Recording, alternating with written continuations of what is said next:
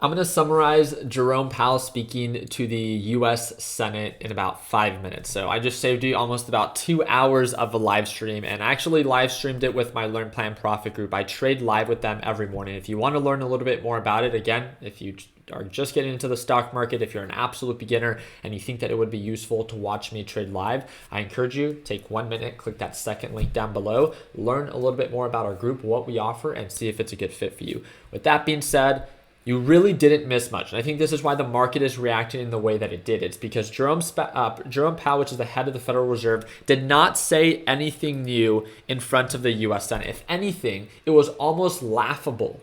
Elizabeth Warren is a great example. All these US senators began to ask questions that were guided and directed in a way that they would be able to circle back if the market were to fail and or if they needed a scapegoat, and they can use Jerome Powell and the Federal Reserve as their scapegoat. Elizabeth Warren made a comment of, you should be very, very careful about raising interest rates, because by raising interest rates, this will only make it more expensive for businesses and small businesses to borrow money, slowing down the rate of employment and potentially causing people to get laid off.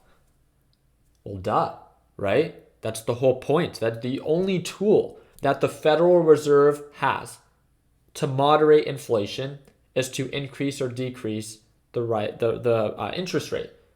So for her to say that, I mean, she's a Democrat, right? And their party was really focused on bringing down the unemployment report or the unemployment rate. With that being said, obviously during the pandemic, unemployment rate was very, very high. So it wasn't very difficult to bring down that unemployment rate.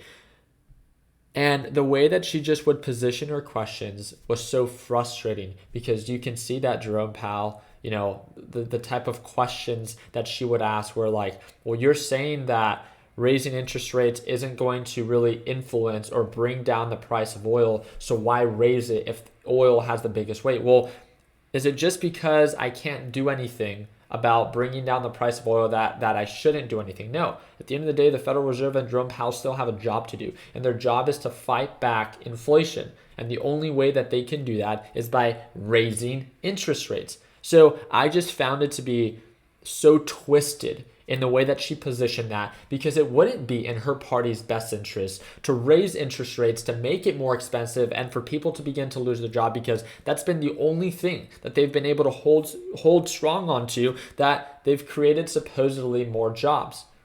And this would be quite the opposite.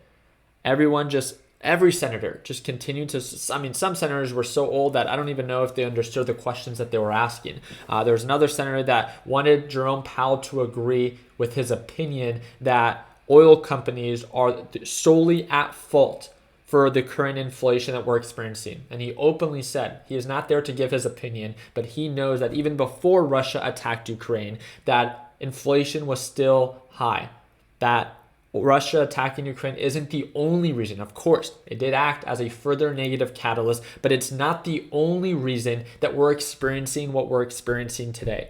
Inflation is at a 40-year high.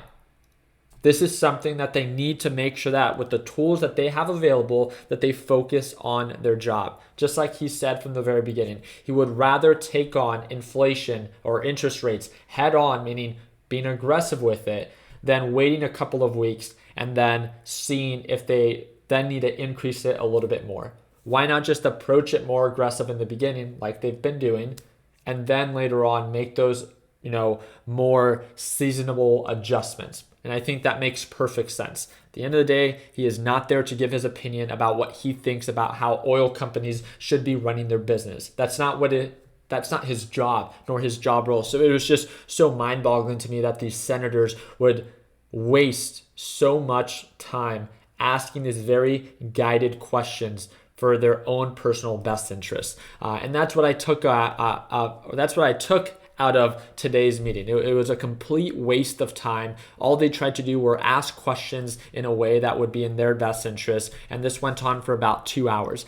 President Biden will be speaking today. I believe it's going to be at 2 p.m. Eastern time, so please make sure that you're aware of that. TQQQ, which means the overall NASDAQ market, we are in the green, but barely. We are retesting that same resistance level as yesterday. Remember, yesterday that resistance level right around $25. Today we did hit highs of about $25.45.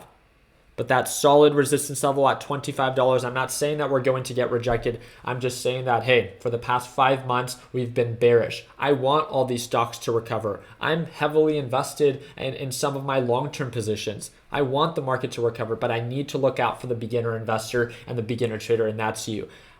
I don't want you to be super confident right now because things are still very uncertain. There's another one of these meetings tomorrow, and this is 30 minutes after the market opens. President Biden's going to be speaking today. I really do not think he's going to have much of an influence. He rarely ever does. So the overall stock market, he doesn't even talk about it. So with that being said, as of right now, TQQQ is looking bullish, but it is looking overbought. I am telling you this as someone that's in TQQQ, that it is looking overbought. And if you want to consider maybe having an exit plan and or in preparation for potential pullback, then now is the time to prepare to do so, not when the stock is actually selling off. So I appreciate you guys' time. I hope that I stuck at 6 minutes. So I hope that it earned your thumbs up. I hope that I summarize today's live session with Jerome Powell in the U.S. Senate. And again, we will be live streaming it tomorrow when he speaks in front of the U.S. House of Representatives. So if you want to tune on into that, I'm going to be hosting that live stream exclusively with my Learn Plan Profit group. And that's that second link down below. I hope that it earned your thumbs up. Please consider subscribing. I upload new videos about the stock market every single day.